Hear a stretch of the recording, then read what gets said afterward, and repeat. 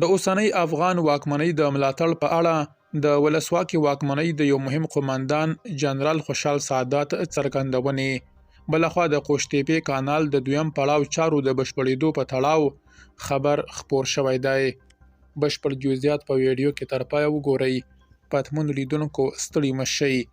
د جنرال خوشحال سادات څرګندونې لرو خو پیل پر قوشتېپې کانال کوو.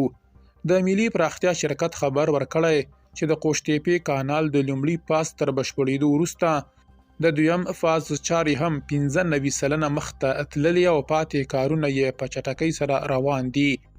د افغانستان د کرنیزو او مالدارۍ تولیداتو خونه بیا د قوشتېپې کانال رغونه د هیواد کرنیز اقتصاد ودې لپاره مهم ګام بولي او ډیروي چې د دې کانال په بشپړېدو سره به افغانستان د کرنې او مالدارۍ په برخه کې پر ځان بسیا شي او اړتیا به نه وي چې یا د برخه کې له نورو هیوادونو واردات وکړي. د یادونې ده دغه کانال 285 کیلومتره اوږدوالی او 100 میټره سور لري چې د بلخ له کالدارې ولسوالۍ پیلیږي او د فاریاب په اندخوی ولسوالۍ کې پای ته رسیږي.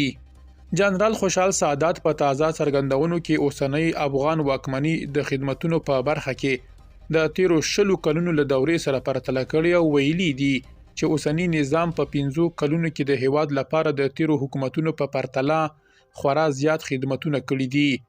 نوموړي ټینګار کړی چې اوسنۍ واکمنۍ په صداقت او اخلاص سره کار کوي په داسې حال کې چې تیرو دورو ولس ته یوازې وعدې ورکولې او د خلکو باور یې بایللی و.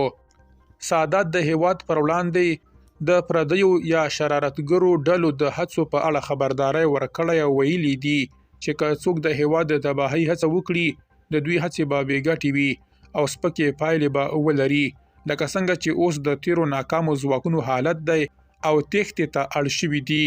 هغه له هیوادوالو څخه غوښتنه کړې چې د هیواد د سوکالۍ، امنیت او ملي خدمتونو په ملاتړ کې د اوسنۍ واکمنۍ ترڅنګ ودرېږي. د دې څرګندونو هدف د هیواد دننه د ملي وحدت او د بهرنیو ګواښونو پر وړاندې د هوښیارۍ ټینګار دی. درنو لیدونکو له ملتیا مو مننه.